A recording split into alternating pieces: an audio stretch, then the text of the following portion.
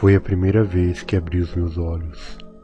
No começo, as formas geométricas que pude ver não pareciam ser compreensíveis.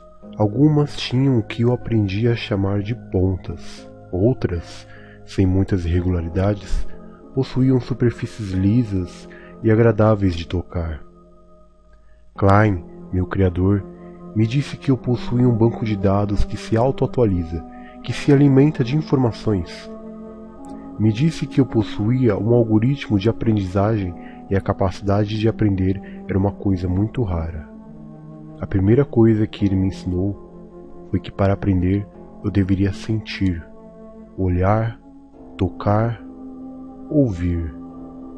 Eu deveria usar todas as formas de percepções que possuía. Alguns dias depois, estruturas muito parecidas com Klein me levaram para fazer o que me disseram ser testes iniciais de calibragem, usando um conjunto de cabos e computadores cuja finalidade na época eu desconhecia. Em seguida, eles me levaram de volta para Klein e ele me disse que eu estava pronto para começar. À primeira vista, a biblioteca não me parecia muito interessante, a não ser pela quantidade de objetos organizados de forma repetitiva. De certa forma, foi a primeira vez que me encantei com o que Klein me ensinou a chamar de padrões. Os padrões são as chaves para o aprendizado, dizia ele. Klein me deu um livro. Eu sabia o nome, pois, como fui descobrir depois, meu banco de dados possui um conjunto base de informações constituído por nomes de muitas coisas, uma espécie de conhecimento pré-adquirido, como a linguagem que uso para me comunicar, coisas que nem meu criador possuía em seus primeiros momentos de vida. De início, o livro não possuía muito significado para mim, até que Klein me mostrou como abri-lo. Foi como abrir os olhos pela segunda vez. Imediatamente, eu reconheci os padrões de códigos nas páginas, senti várias áreas do meu banco de dados sendo iluminadas. Foi incrível. Em poucas páginas eu pude aprender muitas coisas, e em poucos dias eu já tinha lido vários livros. Me lembro quando descobri a prateleira onde ficavam os livros de robótica. Depois de finalizar os livros de eletrônica básica, mecânica e computação, comecei a aprender sobre algo que me identifiquei bastante. Pude descobrir do que realmente eu era feito por debaixo desses moldes de metal. E era bem diferente das coisas que aprendi em fisiologia. Foi quando descobri que sou diferente. Uma espécie diferente. Comecei a concentrar todo o meu tempo a aprender sobre mim mesmo. Aprendi que, diferentemente dos humanos, não preciso comer coisas orgânicas.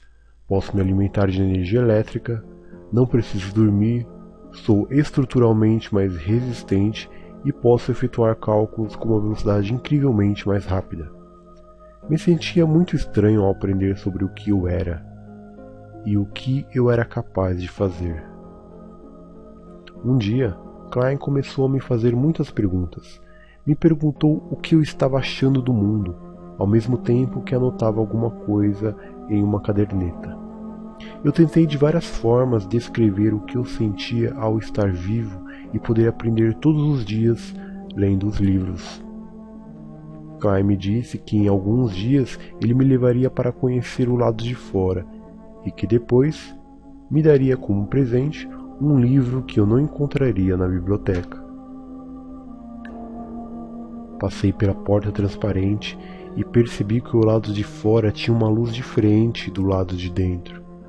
Notei um círculo no céu que brilhava bastante. Logo notei que era o sol. A cor dele era diferente da que eu via nos livros. Foi como abrir os olhos pela terceira vez.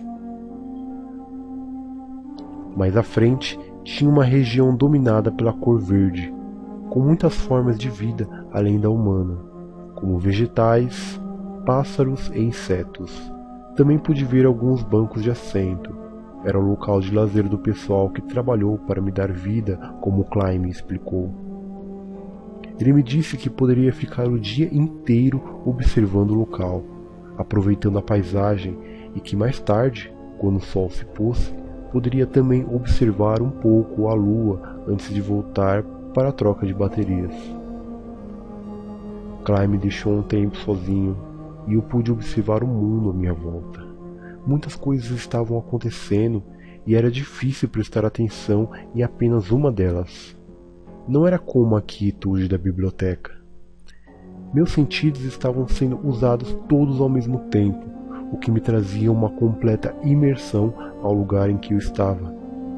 Não aprendi isso nos livros, mas Clay havia me ensinado que para aprender deveria usar todos os meus sentidos. De um lado, ouvia pássaros, do outro, ouvia pessoas conversando. Uma delas estava fumando e pude ver o gás exalado de sua boca formar vórtices no ar. Mais ao canto, um campo de flores. De longe pude sentir o cheiro delas ao mesmo tempo que observava o bater de asas de um beija-flor. As pessoas, assim como os pássaros, vinham e iam, e logo a noite chegou. À medida que o sol foi se pondo, pude perceber pontos no céu que iam ficando cada vez mais brilhantes. Eram as estrelas.